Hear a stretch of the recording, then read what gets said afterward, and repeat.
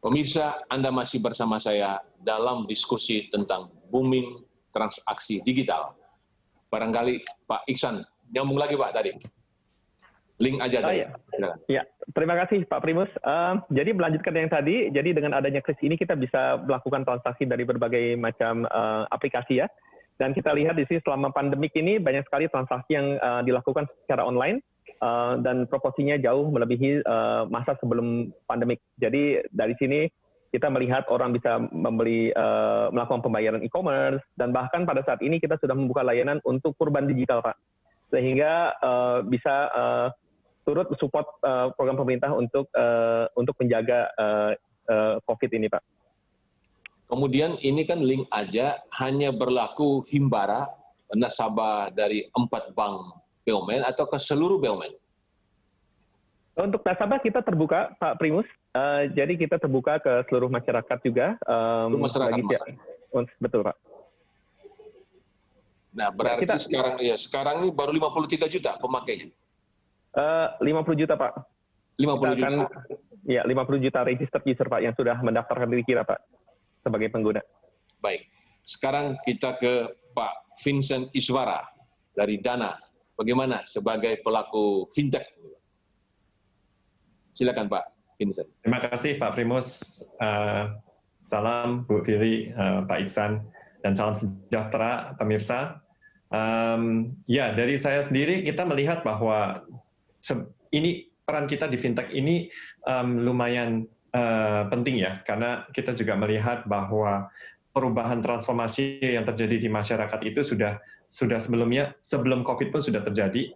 Kita kan juga melihat bahwa banyak sekali generasi-generasi muda sekarang yang kita sebut generasi milenial dan generasi Z, itu adalah majority dari populasi di Indonesia. Jadi angkanya itu sekitar 63% dari generasi di Indonesia itu adalah generasi kedua tersebut. Dan kalau kita melihat behavior dari generasi tersebut, segala sesuatu yang mereka lakukan banyak sekali adalah dilakukan secara online atau digital. Jadi mereka itu setiap harinya menghabiskan waktu 6-7 jam itu benar-benar mengakses di dunia digital tersebut. Nah, kalau ini makanya melihat dari ini penting sekali bahwa kesadaran bahwa we are already moving there. Kita tuh sebenarnya sudah moving to digital. Makanya semua decision making, semua dari pemilihan, semua dari apapun yang mereka ingin lakukan itu banyak sekali mengacu dulu ke digital tersebut online. Nah, makanya untuk lebih mendekatkan diri kita ke mereka, untuk supaya mendekatkan pasar dan pasar kepada generation tersebut, penting sekali adanya digital ecosystem. Nah, sistem pembayaran ini benar-benar adalah hal yang saya juga anggap penting sekali. Kita sangat mensupport dari blueprint dari Bank Indonesia untuk blueprint 2025 supaya transformasi digital ini bisa diatur dengan lebih baik dan lebih cepat, terutama untuk supaya konsumen yang menggunakannya ini bisa merasa terjaga dan terlindungi. Ini penting sekali ya.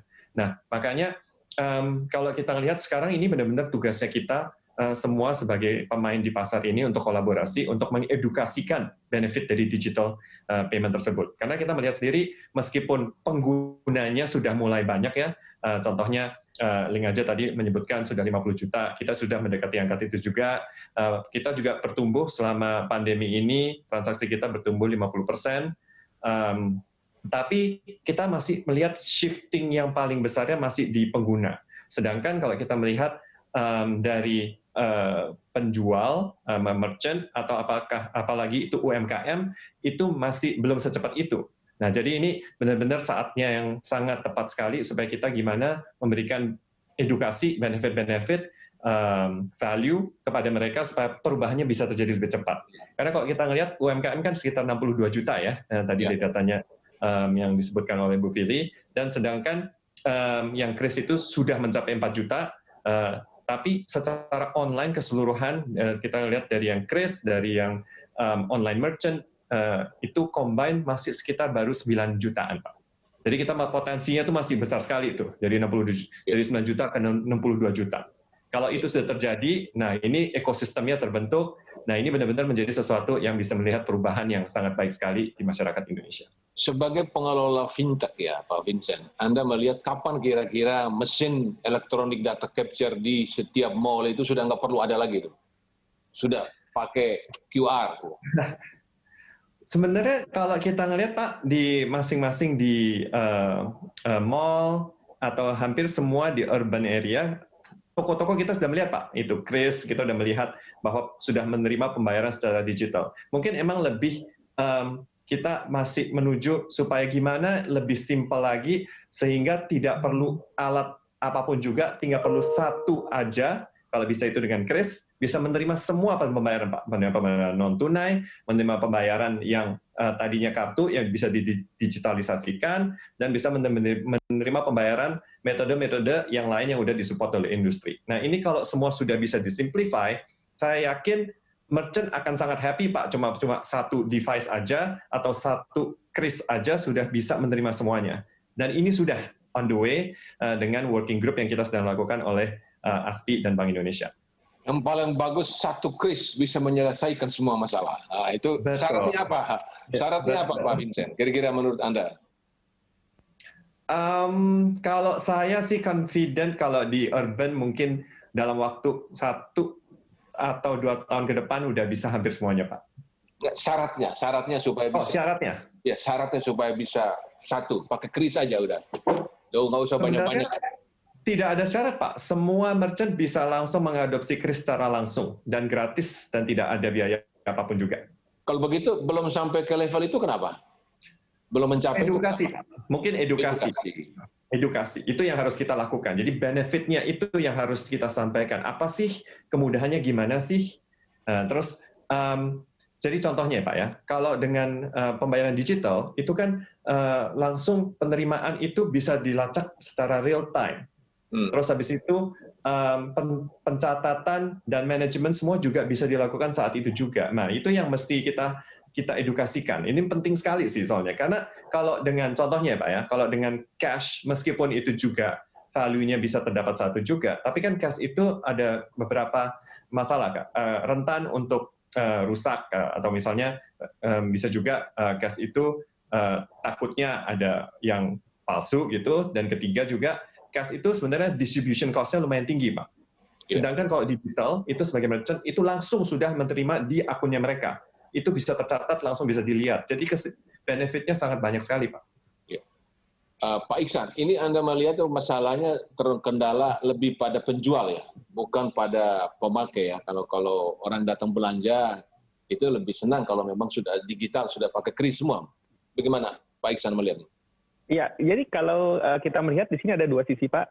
Jadi bisa dari sisi merchant-nya itu sendiri Pak, dan kemudian juga dari sisi pengguna Pak. Jadi yang kita lakukan di sini bersama dengan teman-teman dan juga dari regulasi adalah kita melakukan edukasi terhadap keduanya Pak. Jadi kita memiliki task force, kemudian kita melakukan campaign ke berbagai daerah di luar Jakarta ataupun Jakarta, adalah bahwa dengan adanya non-tunai ini, benefit-benefit yang bisa dicapai oleh merchant, itu sangat kelihatan gitu Pak. Jadi seperti yang telah disebutkan oleh Pak Vincent tadi, bahwa dengan adanya Kris tersebut dan kemudian diintegrasikan dengan merchant application-nya, dan itu akan sangat membantu bukan hanya dalam cash handling-nya, sehingga menurunkan cost, namun juga dalam sistem manajemen keuangan dari merchant tersebut.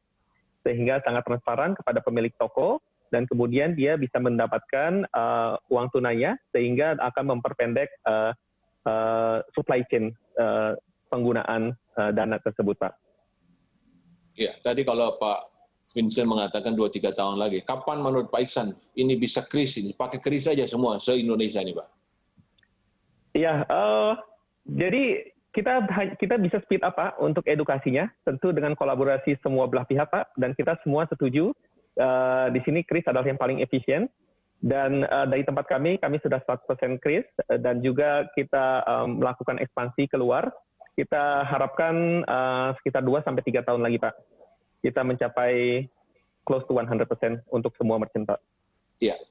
Bu Filia, sebelum saya bertanya yang soal digital, tadi kan Ibu Filia menyebutkan ada sekitar 50 berapa persen tadi, 51% yang unbank yang belum, berarti kan belum berinteraksi sama banking. Itu bagaimana itu kok Indonesia sudah hampir 75 tahun merdeka kok masih ada segitu banyak orang yang unbank? Iya, betul Pak. Jadi itu sebetulnya financial literacy kita yang masih rendah ya. Jadi itu yang harus dikerjakan bersama. Tadi Pak Vincent dan Pak Iksan sudah mengatakan itu yang harus dikerjakan bersama.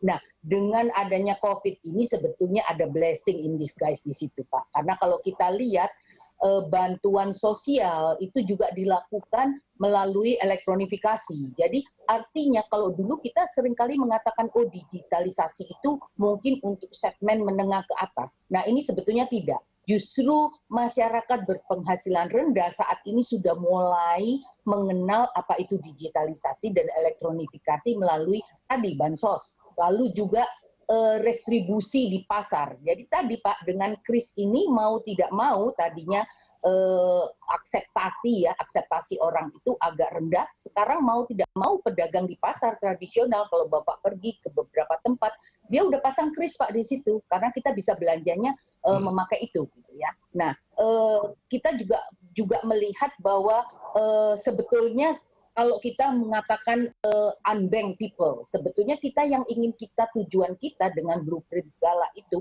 kita nggak akan puas kalau orang dihitungnya itu asal dia punya rekening. Tetapi yang mau kita dorong Pak, jadi kalau disebutkan dia itu sudah melek literasi gitu ya, itu artinya dia bukan cuma sekedar buka punya rekening di bank atau dia menggunakan alat-alat pembayaran digital, tetapi kita mau menyasar bagaimana orang-orang ini dia bisa memanfaatkan penggunaan digital payment dan penggunaan rekening bank itu untuk bisa mendapatkan akses pembiayaan secara formal. Nah ini nanti ujungnya ke sana Pak. Nah ini yang menjadi PR kita bersama gitu ya untuk edukasi tadi. Mungkin itu Pak. Jadi untuk edukasi ini tugasnya apa sebetulnya edukasi? Edukasi kan banyak. Iya, kalau media massa seperti kami pasti kita mendorong betul untuk literasi ya. Ya. Tapi bagaimana dengan jaringan internet? Karena begitu dia mau pakai kris, internetnya nggak jalan kan bisa repot juga. Bagaimana kendalanya? Saya pikir cukup serius. Jangankan di luar Jawa, di Jabodetabek juga banyak blank. Di Jawa Tengah, tadi Gubernur Jawa Tengah mengatakan 25% anak sekolah di Jawa Tengah susah untuk akses internet karena nggak ada jaringan. Itu fakta Bu, bagaimana? Ya, Pak, kita ada kerjasama. Jadi kalau ditanya tugas siapa? Tugas kita bersama Pak. Ya, karena negara ini milik kita bersama juga.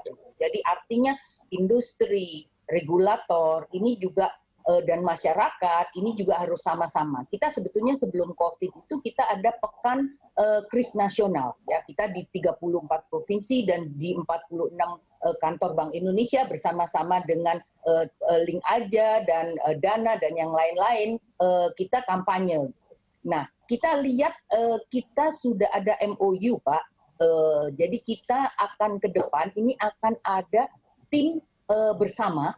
Jadi namanya TP2DD. Jadi tim percepatan dan perluasan digitalisasi daerah. Jadi sudah ada MOU antara Gubernur Bank Indonesia, Menteri Keuangan, Menteri Kominfo, lalu Mendagri, dan juga Menko Ekonomi. Nah, ini yang akan sama-sama mendorong, dan misalnya tadi Bapak katakan bagaimana dengan internet. Nah, ini sudah menjadi perhatian dari Kominfo untuk melihat hal ini. Jadi memang hard infrastructure dalam hal ini listrik dan jaringan telekomunikasi itu penting. Nah, kita masih kadang biarpet Pak ya di sini. Nah, tetapi soft infrastructure terkait regulasi dan pengaturan juga penting. Jadi ini Pak sudah menjadi perhatian karena ini juga menjadi arahan dari Bapak Presiden ya untuk dorong digitalisasi. Jadi ini merupakan program nasional yang harus kita dorong bersama-sama nampaknya begitu Pak. Nah, untuk pemakaian kris ini yang paling ya artinya di belanja ya, tetapi kan di jalan tol misalnya itu bagaimana? Kalau belum praktis Bu, kita lihat ini jalan tol, ya. Dalam payment kita kepingin naik mobil itu udah jalan aja, udah langsung pemindah bukuan, itu belum terjadi. Ya, Ini sudah ada pilotnya, Pak. Jadi kita kayak di luar negeri gitu ya. Jadi istilahnya mobilnya langsung bludus gitu, Pak ya. Iya. Udah bisa Nah, ini sudah ada pilotnya. Jadi multi lane free flow. Nah, ini sedang dikerjakan, Pak. Jadi ke depan harap bersabar gitu. Nanti ke depan Pak Primus nggak perlu berhenti lagi mobilnya, Pak. Jalan, dan itu membantu kelancaran lalu lintas. Ya. Betul. Terima kasih. Pemirsa, jangan kemana-mana karena kita masuk ke sisi terakhir dan kita akan melihat bagaimana keamanan dalam transaksi di booming digital ini. Jangan kemana-mana, kami segera kembali.